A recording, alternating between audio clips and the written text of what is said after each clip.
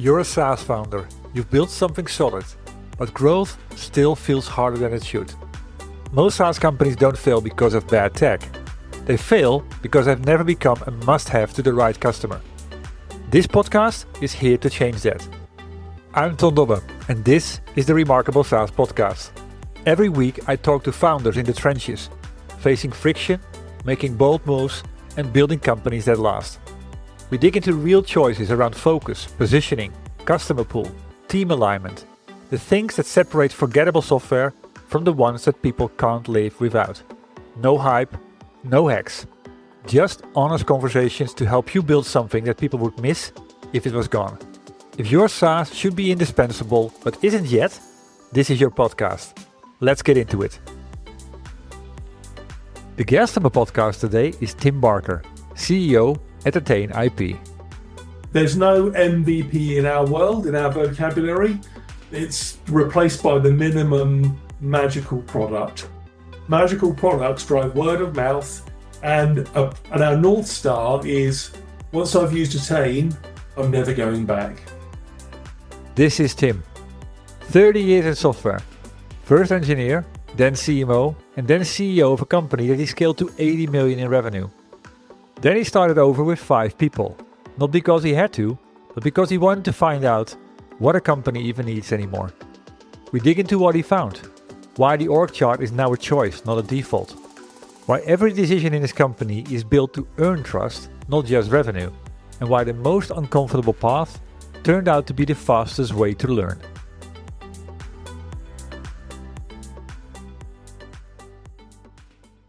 Well, hi Tim. Thank you for making the time available today and being the guest on the podcast. My absolute honor, Tom. It's great to reconnect with you. Yeah, we met at Business of Software in Cambridge, and I was truly intrigued by your talk. Hence, invited you to this podcast, and for a number of reasons. I mean, at the moment, I'm writing a long form essay around the 2026 reset in the software as a service business, and actually, I've quoted you and mentioned you as being one of the causes of that. Whether I'm honored or not, but appreciate and that. I mean, I have to explain that possibly, but well, we get through that in the interview. Before we start talking about your new company, what drives you? What drives you as an entrepreneur?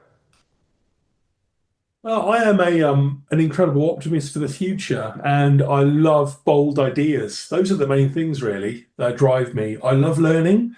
I'm curious, and I'm excited. Right? I'm excited about the future, as I've been throughout my whole career, and that curiosity led me.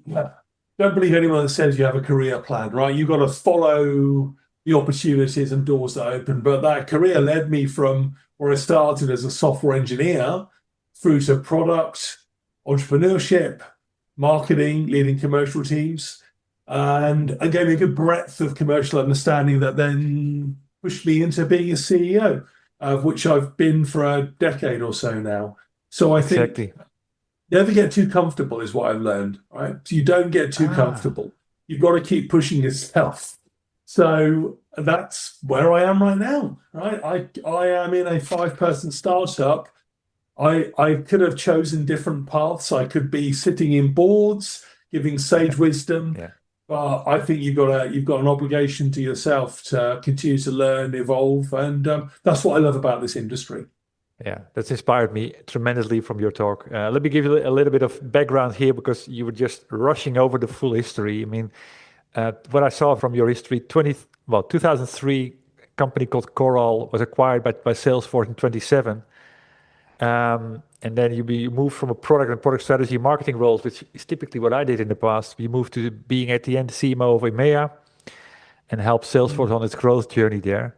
Then moved to DataSift as a chief product officer, then becoming the CEO. And I think you started at 2012, if I do the calculation a little bit. Company again was acquired by another company, Meltwater. Then you started Kooth as a CEO and run it from 2020 to 2025 for 5 years, actually. Maybe not, you didn't start it, but I mean, you moved it from 33 million to 65 million. Mental health. So I see different things here. I see CRM, I see mental health, of course. I see social platforms, and now Mm. what you told me at Business of Software, took a sabbatical and joined, Attain IP, which is about legal attorney. Yes. I mean, first of all, is that part of the curiosity to just try out something completely different every time? Some degree, I don't know. I think I can rationalize it historically, but I've always enjoyed learning, and you've Yeah, got to believe you've got transferable skills. So to be able to go from document management, CRM to healthcare, keeps me on my toes. But I yeah, think what I have been fortunate about in each of those is I joined a market that has a tailwind, and so I've got into markets that have tailwinds. Just over the last 2 or 3 ventures, getting into the SaaS industry in its very early stages, that got me into tailwind, where Salesforce found my company and acquired it. They were looking to fill a hole in their product portfolio. yeah, true. Then social media. I'm obviously 2012. It was the early days of that. That was an incredibly invigorating time to be in the market. And then mental health. I joined in late 2019. Look, the pandemic really put mental health on the map. And so I think now I've been fortunate enough to be in markets where there's buy mode. The market is in buy mode. And I Yeah, think there's some structural demand there that you are really competing in and selling into. And that's really got into legal AI, not the broad legal AI, not there's companies like Harvey and Legora, but actually a niche one focused on patents, right? How you protect your intellectual property, which there is a tailwind, and we might talk more about that. But innovation is accelerating because of AI, and companies that yeah, want to protect their innovation need their patent strategy to move at the same speed as their engineering does. And so there yeah, is a really fascinating shift that's happening because of the unintended consequences of engineering teams moving faster. exactly. Well, I mean, you took it very literal, this AI thing, because I mean, what I also see from the history that, of course, in Salesforce, DataSift, to Meltwater, Kuth, all companies in the traditional SaaS software arena. And then you decided, okay, let me do something radically different again, possibly led by that curiosity, which is, by the way, trait number 4 in my book. Remarkable software companies master the art of curiosity. Um, and there are a lot of companies still think, let me add some AI to my product. You just thought, let me just make AI the foundation of the whole company and build a Yes. product as well. So, what is the big idea behind that? How did you get from more the traditional side to doing something radically different here again? Well, perhaps the backstory to that is after 5 years at Qth, I'd got the company to a point where 90% of their revenue was in the US. Hmm. And look, I thought at some point the board's going to turn around and say, well done, Tim. We're a US-based CEO to take the company to the next level. I don't want to be Yeah, around for that conversation. So take control of your career. And so I did over a year, almost a year kind of exit from the company. And at that point, I thought I'll let the universe decide where I go. And so yeah, I looked at the options and the options that come to you are joining a private equity owned asset to scale the business. I've got Kuth to $80 million in revenue. So join something that could scale 600 yeah, people, or sit on boards, give advice, or go off and work in the startup world. And my thinking was that I would join a PE organization and I would be an advisor to startups. But honestly, Tom, the more time I spent with both groups, the more I thought I should just follow my heart rather than my head. yeah, And why not, right? I mean, I'm at a point in my career where I've learned a lot. It's a great time to take risks. I've had a few exits along the way, so why not swing for the fence? Do something you enjoy. Actually, just do something you enjoy. You could wake up and do joyful work. And I thought really working with a small group in a startup, and it is joyful work, even more so now that it's AI powered joyful work. And exactly. so that essentially an AI native startup is really what my next career chapter is going to be all about, and is all about, because as I've done in my career, you got to keep reinventing yourself to keep up, right? To keep challenging yourself and pushing yourself. And you don't learn when you get comfortable. So put yourself into uncomfortable positions and you learn incredibly quickly there.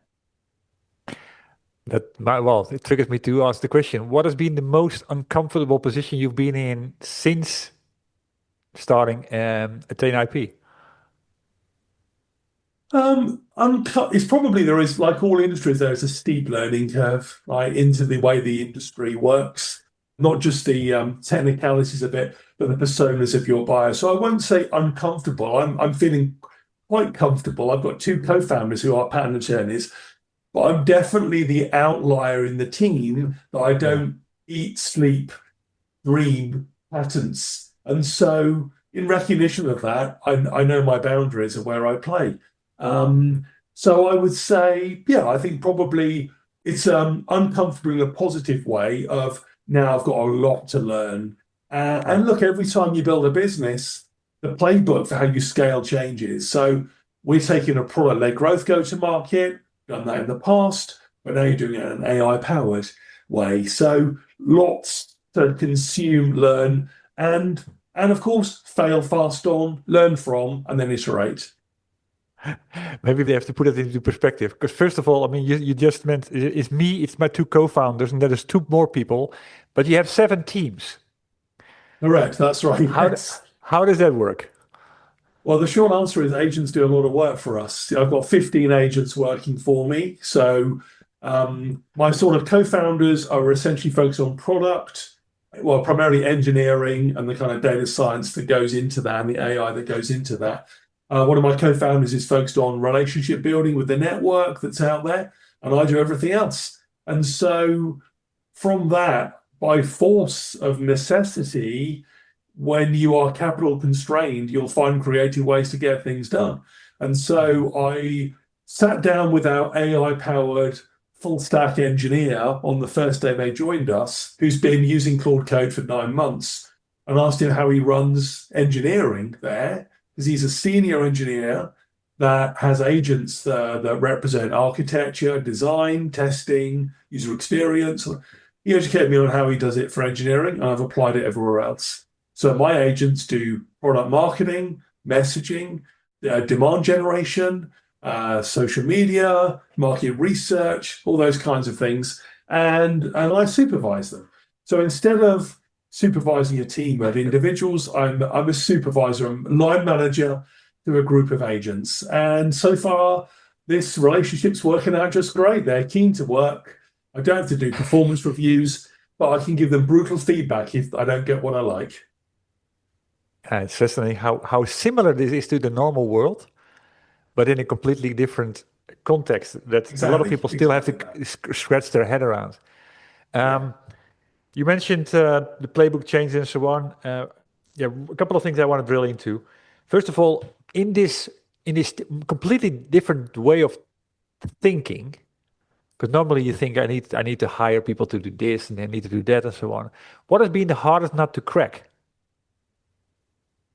Well, I would say still the hardest thing to do that AI won't do is get to the truth of your emotional message that you're going to sell to the market, right? You've got one of your 10 principles or traits is sell the idea, not the product.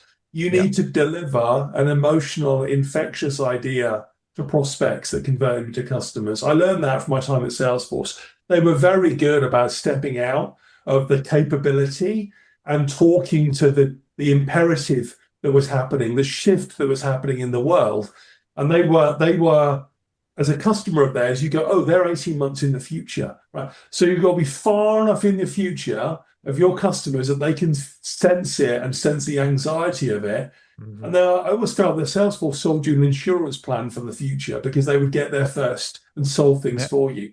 So I think that kind of, when I apply AI to the modern messaging, you end up with very functional, very dry, very left brain creative on there. So I would say most of my work has really been in that element of, but how do we make this pop resonate and create a imperative to want to know more?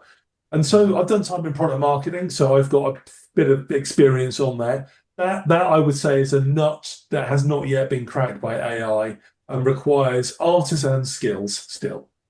Yeah, but I mean, a little bit of the broader picture, not only on the marketing side, because I mean, I agree with that, and there are different tools that are better than others, and I like cloud, by the way, because of its capability there. But setting up a whole business, that runs the way you have 5 people that run 7 teams, and you manage a bunch of these things.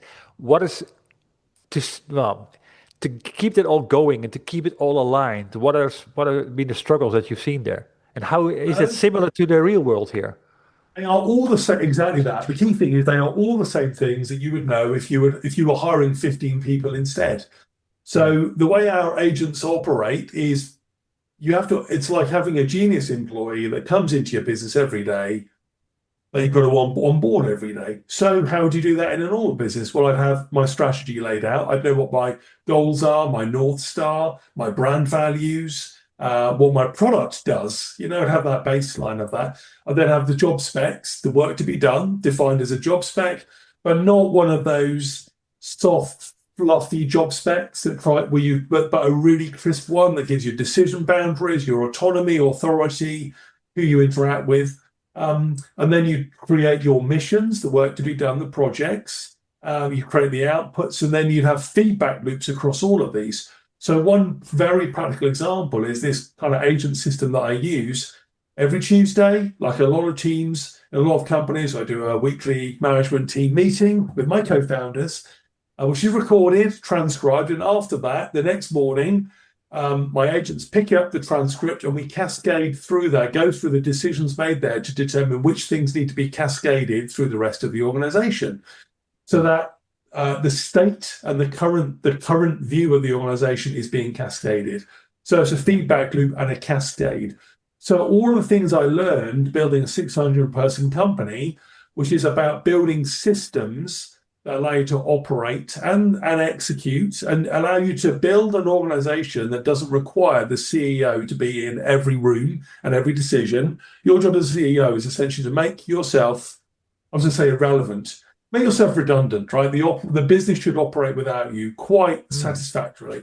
So you've got to do that with your agent system. And so I think there's struggles. I'm not going to call them struggles. It's been applying everything I learned as a CEO into creating a system and yes, testing it and then refining it and learning and iterating on it and building this organizational model that means that I can onboard and get agents that are productive on day one of mission. Yeah, fascinating. I mean, it is so alike to the normal world. You can possibly give them names, and it feels like they're real colleagues. A couple of things here. You said systems. At Boss, Business of Software, you said systems is the mode for this company. That is, I think, what you just explained, right? Yeah, well, I mean, systems are how businesses operate, whether they're made implicit or explicit. Every organization has got a way that it gets things done. And so I think it's the key thing with a system is about aligning all of the resources in your organization to the key goals that matter, making sure those goals have got metrics on them so you can measure your progress. And then as an organization, as a CEO, your job is the pacemaker of the organization, keeping the beat up, right? Keeping the cadence up for the business. And so if you don't have a system, you'll fail. If you have a system that doesn't fulfill those objectives, you'll miss out on the opportunities that there are. And the more that you can codify that, and again, things I've learned in my time in some of the companies I've been in, that scale fast is they make these things explicit and cascaded throughout the whole organization. Every year, I'm sure you know, every year, every January, kickoff. 3 things we're doing this year, the metrics that matter. Every quarter, progress on those, aligning all resources to moving the needle on what matters. Otherwise, you become a hostage to good ideas in the business, you become distracted, and you also focus on what the CEO is most interested in as a hobby, as opposed to what your customer wants and your market demands. Yeah. I've heard the word autonomous now a couple of times. And I mean, I've done this podcast now for 8-9 years. I had a couple of people on the call that also changed, for example, during COVID from a to change the organization to get more autonomous. But it was really about giving the people the autonomy to do things and be able to make the decisions themselves. Um, so that autonomous now is applied to the agents. I mean, the way you've described the organization, isn't that always how an organization should have been? I mean, clarity on the vision, clarity where you go to, and where it typically goes wrong is because the clarity isn't there. Exactly. And then you might say in the real world, when you don't have that clarity, you end up with the organization hallucinating, right? Yeah, So exactly. it's the same thing you're going to have in the AI world is without crispness, clarity, and who was it who said like strategy is writing, right? So it forces you to write these things. This kind of like operating system you end up building is just documents, right? It's words, right? Yeah. But it is all about ensuring that you've got that explicit as opposed to implicit. And with that, you know, when you talk about autonomy, again, in business as well as in the world of AI, we move at the speed of trust. One co-worker that you give them a high-level project, you know they're going to come back if they've got questions and get the work done. Another one, you're going to check in with them, you're going to check their work, right? Trust. And so the same is true in the world of agents. Some tasks you're going to autopilot, some tasks you're going to co-pilot on. And you're going to review their work. And then at some point, there may be a tipping point at which you go, great, you can operate freely now. And so all the things you've learned, probably the biggest learning I've got is all the things you learned as a leader in the world of carbon operate in the world of silicon and the world of AI. And they are directly applicable, although your HR team will have less work to do. Let me make a small interruption here. Tim just made a remark that sets his approach apart from how most leaders are bringing AI into their organizations. He pointed out that companies have always run on fuzzy, unwritten clarity, and most got away with it, because people quietly fill the gaps as they work. Agents don't. They do exactly what you told them, instantly. And the fix isn't better tools, it's clarity. Clarity on who you're for and who you're not for. Clarity on the pain that you solve, like no one else. Clarity on the unique value that you deliver. Get that explicit and the rest runs itself. Skip it and you just get the wrong thing faster. This is what remarkable software companies do. They focus on the essence, sell the idea, not the product, and master the art of curiosity. Want to master these traits as well? Simply read my book. I've made the electronic version available for free. Just visit theremarkableeffect.com to grab your copy, and inspiration will spark within 10 minutes. Back to the interview. Yeah, fascinating. Speed of trust is something that I indeed, that resonated with me during the event. The funny thing is that you say you co-pilot, and the co-pilot meaning has always been in the last 4 or 5 years that you got an AI co-piloting you, where you turn it around, you co-pilot the agent. Yeah, everything's becoming a co-production, isn't it? And Exactly. So you're like all the work we do today, you are, whether it's vibe coding or vibe designing on that, increasingly it's co-producing it with AI to provoke you, review what you've done, move the ball forward on some ideas. So for someone creative, that is curious, AI is a brilliant design partner for you on those things. But you're right, you're essentially everyone is or will be a line manager to AI agents. So think of it that way. Exactly. Are you now, I mean, do you look at the hiring in a different way? I mean, although you've only hired 4 people, so it's what are the typical skills that you look for in order to make the business a success? The human skills.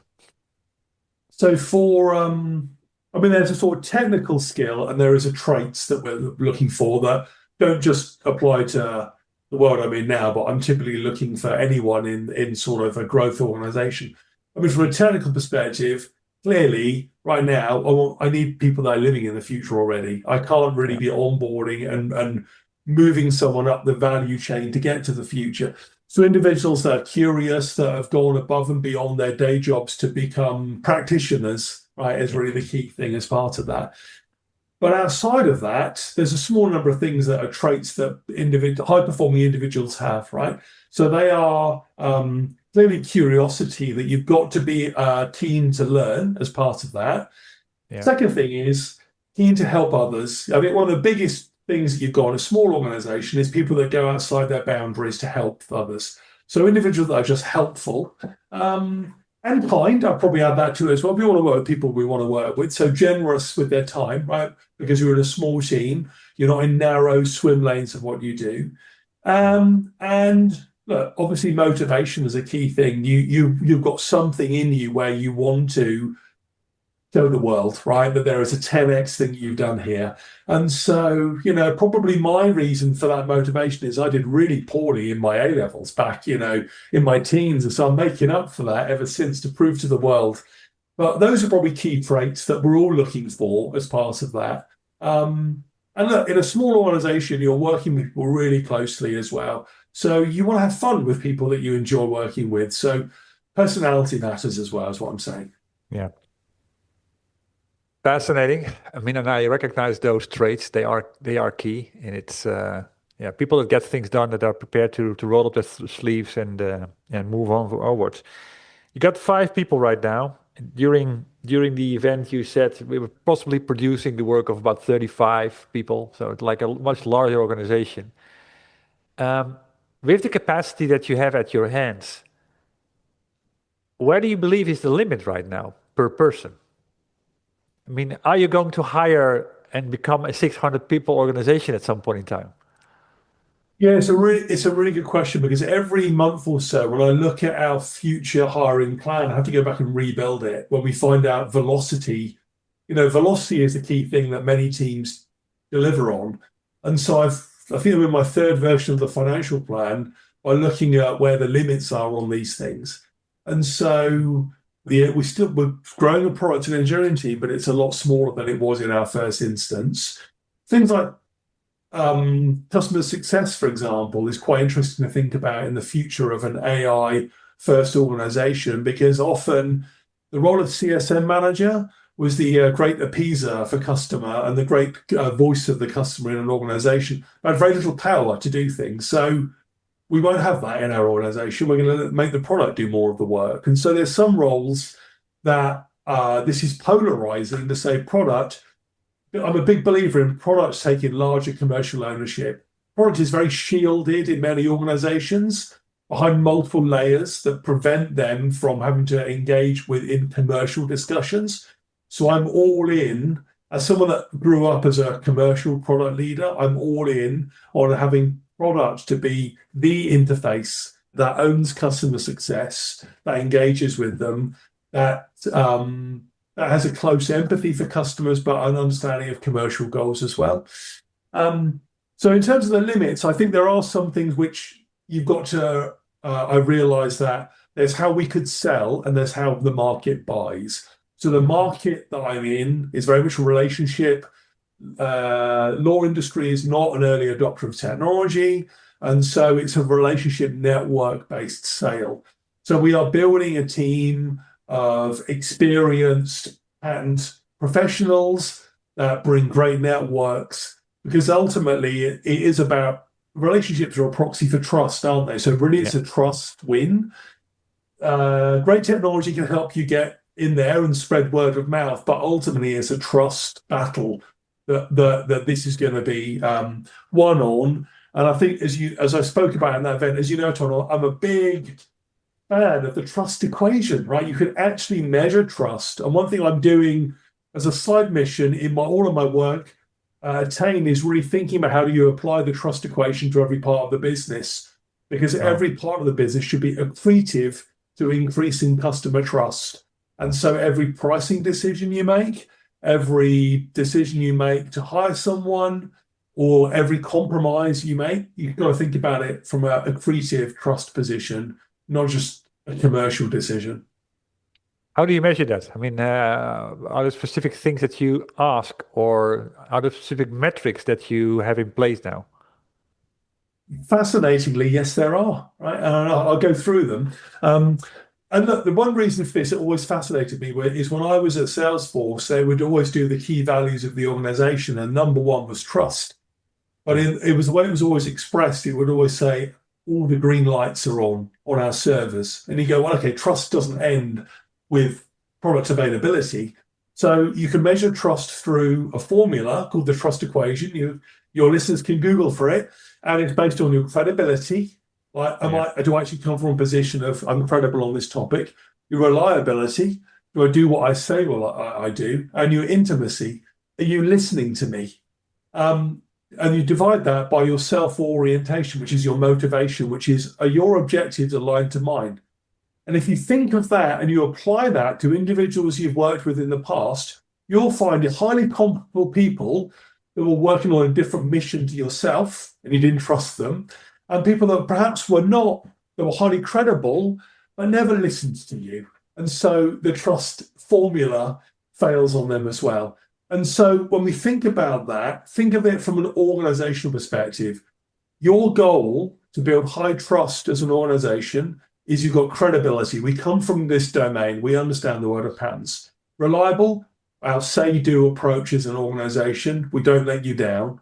Intimacy, we're close to our customers. We understand them. And self-orientation, we are here to support the industry. We haven't raised $1 billion or on a race to IPO. We're here to serve pattern professionals in a modest way.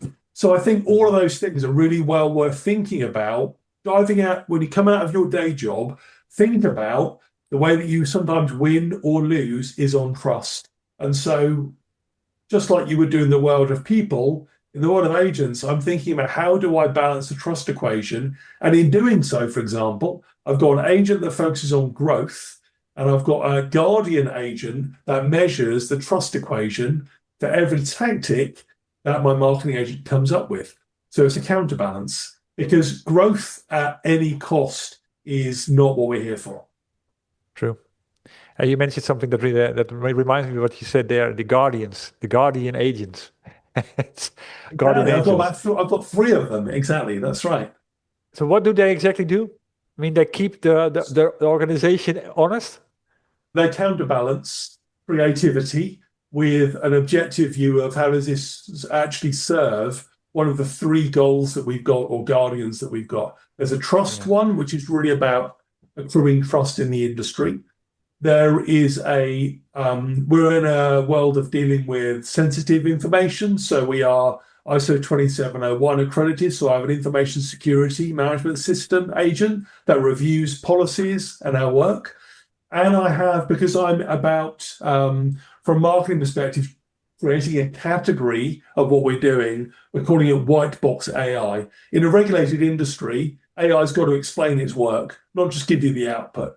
And so I've got a category design agent that makes sure that we are always talking about the idea and the problem, not just leading with product. And so any artifacts that I create or any agent creates, it makes sure it's playing into a category design play, not a capability feature function play. Smart. I mean, and this of course has all evolved. It's by doing and by understanding and by challenging yourself. You got, I mean, I'm not sure how many you got 7 teams, and they are managing a team of agents. Do you ever fire agents like you would do in the normal world? And the reason I'm asking, by the way, is a different thing. Last week I interviewed Amos Bar Joseph from a company called Swan.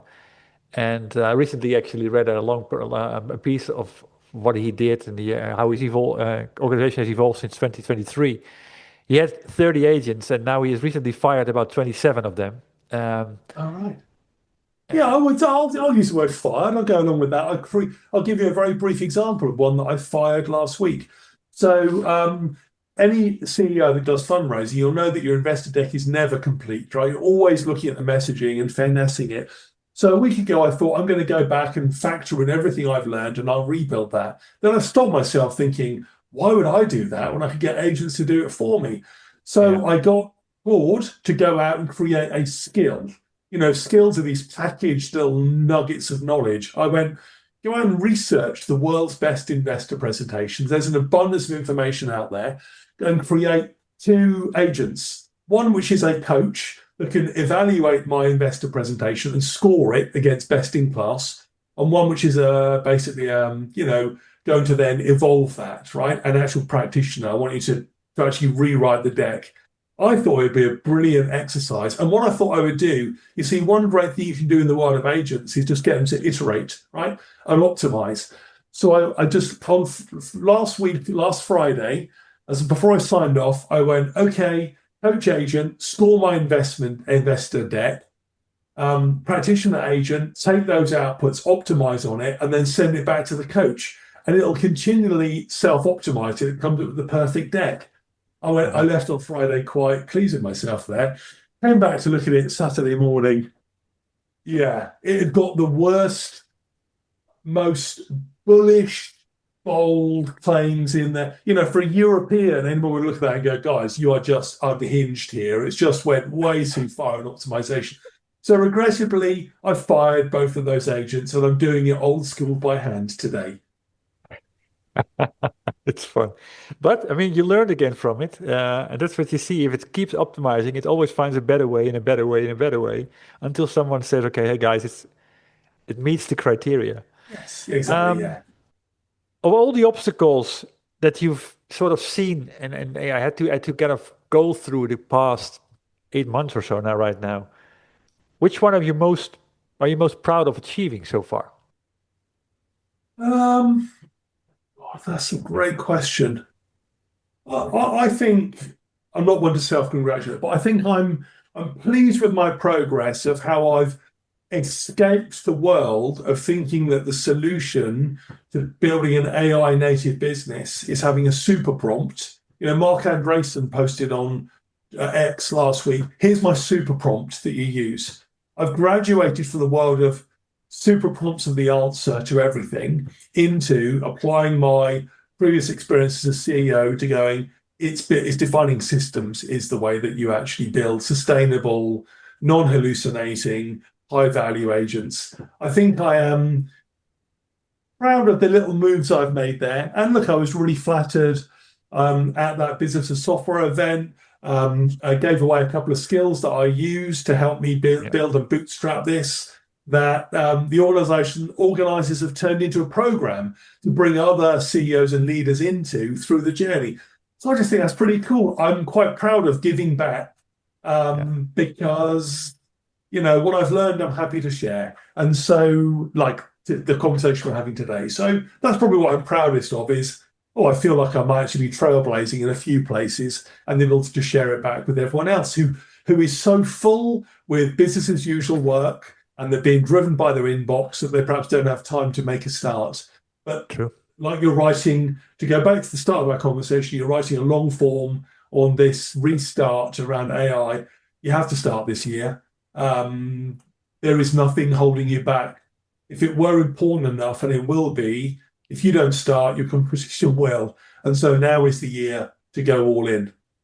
Yeah, that's funny. I mean, it comes in waves, and we have seen different waves. This is possibly the wave that is attacking established businesses the hardest on various fronts. I mean, yesterday I wrote, I've written a lot about differentiation, and one part of differentiation is defensibility of it. The other one is durability of it, which are two different angles.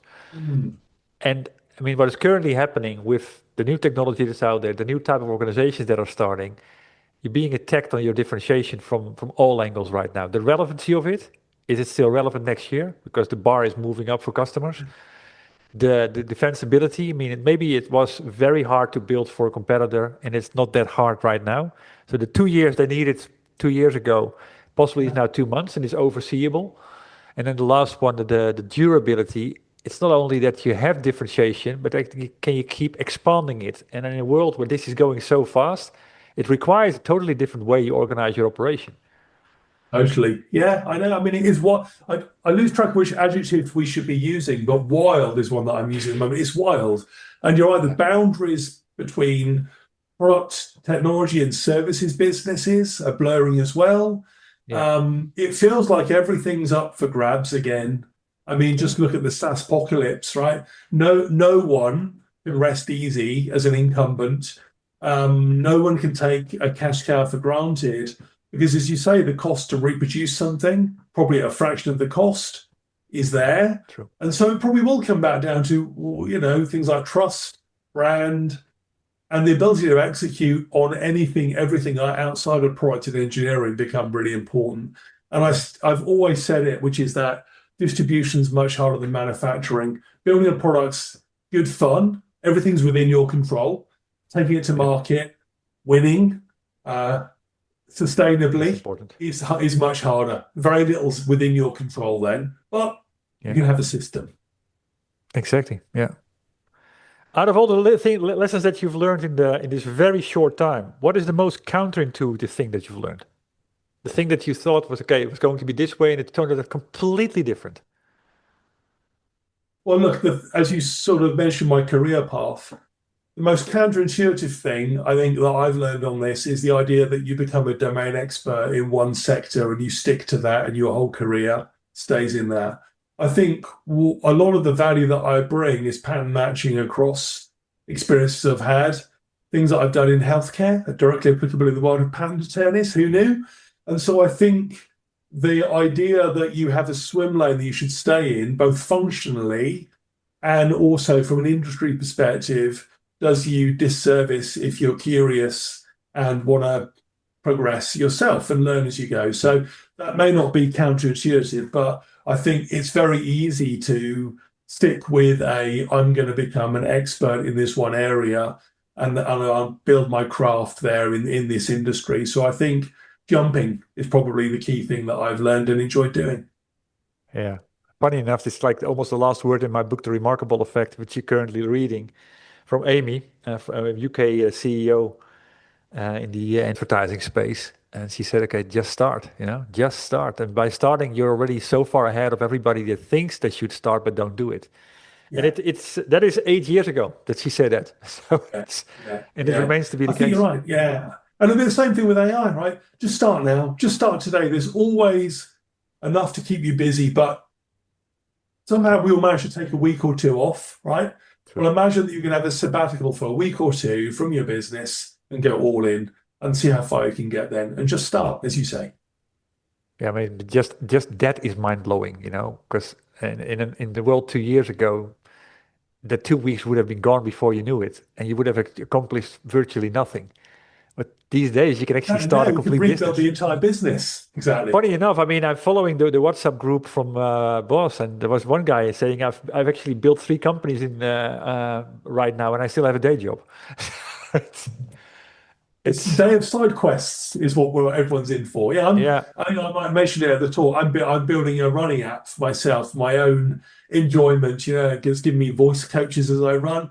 As a spare time, if I've got any tokens left for my Claude code usage, I'll just throw them into that and see what it can do. But I think it's a great time to be a practitioner. And as CEOs and senior leaders in the business always have to lead from the front, you have to get into it first, right? Because it would be like going back to 1999 and saying we should do something on the internet, but never having been online. So I think it's incumbent on all of us to, uncomfortable or not, start learning quickly and then find the boundaries of what's possible. And once you realize what is possible, you won't have a 2-year roadmap to AI enlightenment. You'll have a 30-day one. And you'll realize you can ship things and they impact business. So it's great fun. It's also very tiring in an addictive way because there's no off switch for your agents. They're there 24/7, quite literally ready to do your work.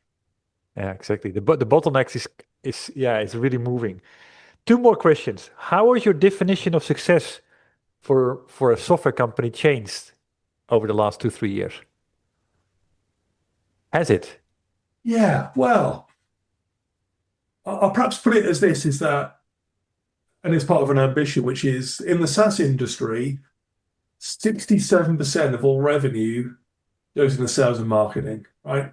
And you look at the complexity of SaaS, of licenses, of sales. I love my sales colleagues that I work with there, but in hindsight, it almost felt like it was an entire system of generating leads, qualifying them, closing them, renewing them. It was like a commission generation system, right? Making sure that everyone gets paid at every moment on that. And so what's changed as part of that and it's changed because no salesperson called when I started using OpenAI or Claude or Canva or any one of these things, is to make the big shift from great sales and marketing and an MVP product, right, that could win the business, to an absolutely magical product that people buy. It's not sold, it's bought. And I think that, for me, in the last 3 years is the big shift. Build products that people buy that you don't have to sell. It's a small difference, but it's a big difference in how you organize, build. And there's no MVP in our world, in our vocabulary. It's replaced by the minimum magical product. So that's what I'm here for, because magical products drive word of mouth. And our North Star is, once I've used Attain, I'm never going back. And that's how it's become with the tools that we use every day in AI. And so it's got to have a personal productivity gain. It's not just there for the economic buyer, but the end user buyer, like all great software should be. But build it so it's bought, not sold. Yeah, I love that definition. Yeah, I mean, then the last question is about the do and the don't of advice that you would give to other CEOs that are aspiring something similar. CEOs that are currently running a company and CEOs that are thinking of the next big thing. What would you advise them? A do and a don't? Well, I might frame it in a something that I'm still trying to rationalize in my mind, right? Which is this, right? Which is that historically, you would say building something is expensive. So do all your market testing first, try and sell it before you build it, right? Because you could spend, 6 months building a product, taking a market and find out that it's wrong. So sell it first, then build it. I'm wondering whether that is inverting now, because the cost to build is so low, and the cost to build something that is production grade is so low that you can build it and then evaluate if you can sell it. So in the do and don't, I've always mandated with this manufacturer's easier than distribution that you should start with the customer, right, and try and sell the thing and get close there, try and drive demand before you satisfy it. I still think that is a way to go. That is a do. Yeah. But I do think now the ability to, we've all been in a world where we've created a PowerPoint that shows how the product might work, or you can create a real product now. So I do think that there is this collision of these two things where you can generate demand and you can try and satisfy that with a product that people buy that isn't sold much faster. So I think what does that mean as a do and don't? I think do, start building. Don't forget your customer and build for your passion, build for the market still, and engage that market early, whether that's through a preview release. Look at the way that OpenAI and Anthropic release, they do a preview release, right? Make it selectively available. Sell scarcity as part of that. And build trust into what you're doing, that you co-design it with your first customers. So that may not have exactly answered your exam question, but I think that points to the shift in physics that there is in software engineering that means that we can approach solving problems differently. Exactly. Yeah. I like that word that you used the last. There's a shift going on. And a lot of companies haven't even comprehended what the magnitude of that shift is. And I mean, going back to my book, the reason, the journey and the story in the book is about Nazaré, the area in Portugal where you get these massive waves.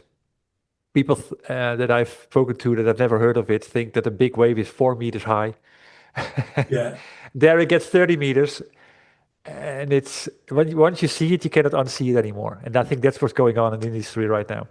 Thanks so much for sharing all of this. Fascinating how simple it is what you're actually doing, and how easy to comprehend, and possibly also easy to get started with from an ID perspective. So I would say everybody go do it. Go copy what Tim is doing here. Thanks for sharing.